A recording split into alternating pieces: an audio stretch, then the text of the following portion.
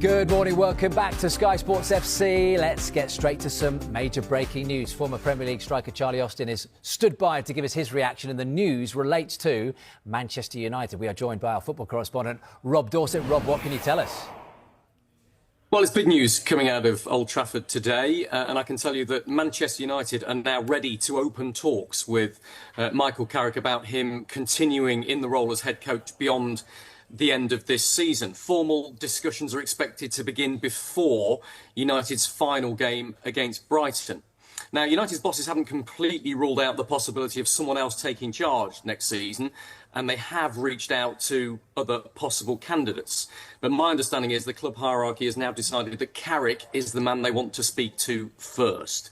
And I don't think it's any huge surprise there. We know that Carrick's been the front runner for the role for some time. His bosses have been very impressed with how he's dealt with the media, his popularity with the players and within the squad, the training sessions and the tactical preparation that he's done, the way he's handled the media, and crucially his kind of inherent understanding of the scale and size and the heritage of a club like Manchester United. But crucially, he's got the results on the pitch, and I think that's finally what's convinced United's bosses. 15 games played, 10 wins, 3 draws, and he's delivered Champions League football, which could be worth up to £100 million to Manchester United in terms of revenue next season. So he's done all that's been asked of him and more since he's had this short spell in charge as Manchester United's head coach.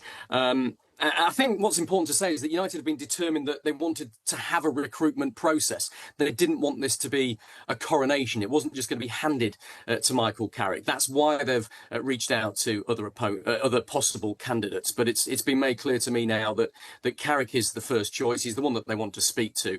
And I expect those formal negotiations to begin pretty quickly. It's also been suggested to me that will happen within days and that there shouldn't be too much difficulty in reaching an agreement over the final legal details. So just to reiterate, Manchester United now ready to hold formal talks with Michael Carrick about the possibility of him becoming head coach for next season and beyond.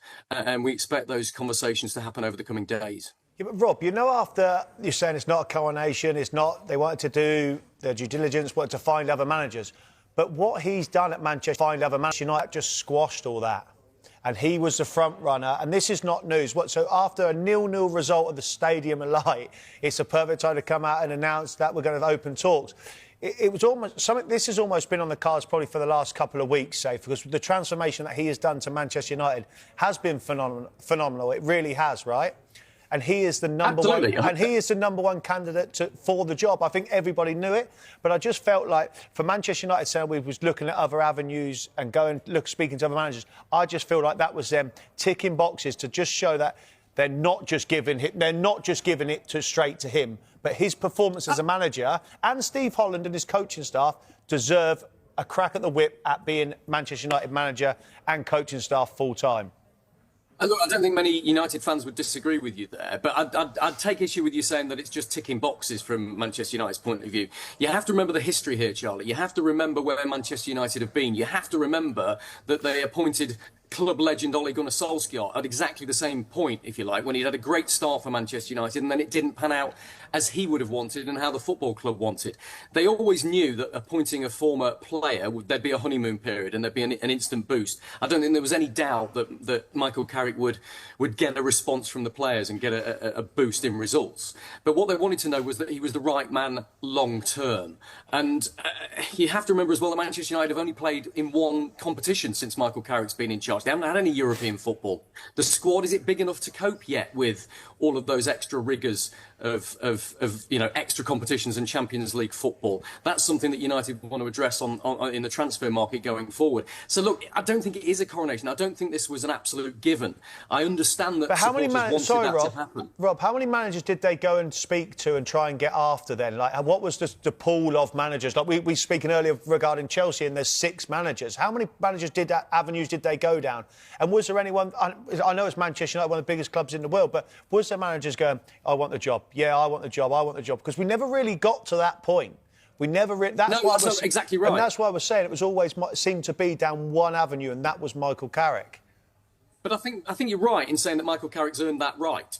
And that's why we've all talked about him in pole position, because he's done such a fantastic job. I don't think anybody inside or outside of Manchester United could deny that Michael Carrick deserved the job. But the way that United's bosses looked at it, is the way it was explained to me, was that he was coming across as the strongest candidate by some distance, and everything he did. And as weeks went on, he became a stronger candidate.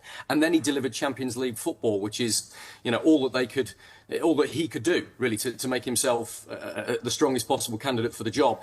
You ask about whether they've spoken to other managers. I don't know names, but I know that they have made contact with the representatives of a number of other candidates. And I expected those to be the likes of Carlo Ancelotti, Thomas Tuchel, Julian Nagelsmann, and Luis Enrique.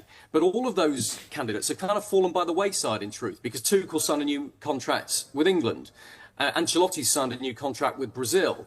Nagelsmann, we're not sure what's going to happen with him going forward, but we expect Luis Enrique to sign a new contract with PSG.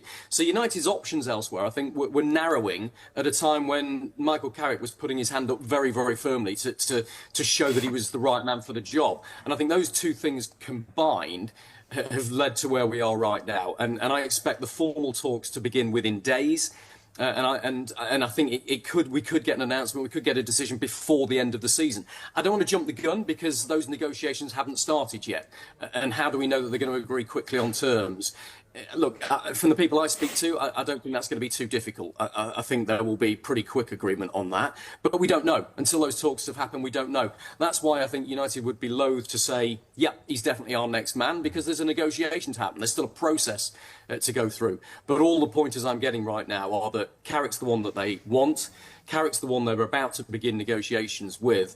And I think it's pretty likely, very likely, if not inevitable, that Michael Carrick will be Manchester United's head coach going forward. Charlie, what's your reaction to Lewis's message on the screen there, who, just to sort of surmise a little bit, starts by saying, is rescuing a sinking ship different to creating a world-class team? And he finishes by saying, not sure that Michael Carrick has the pedigree to consistently beat the best.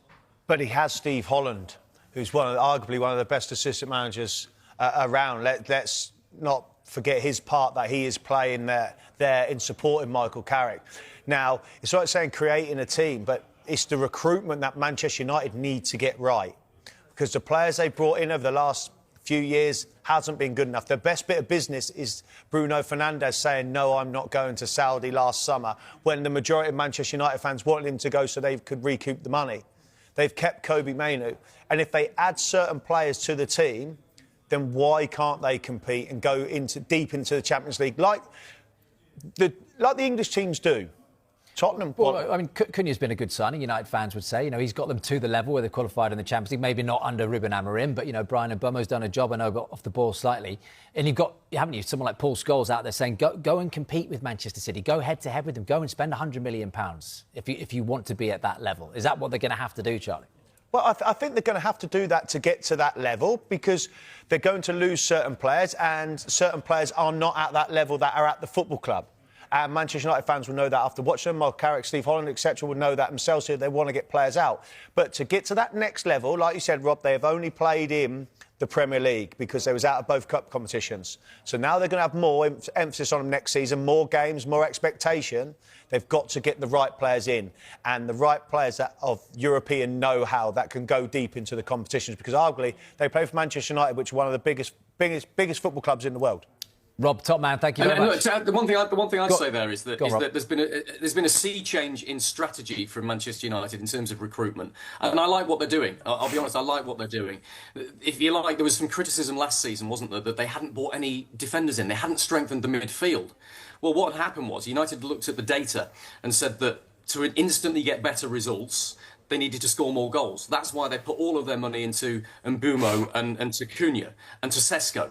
They focused on the top end of the pitch. This summer, they will focus entirely on the midfield.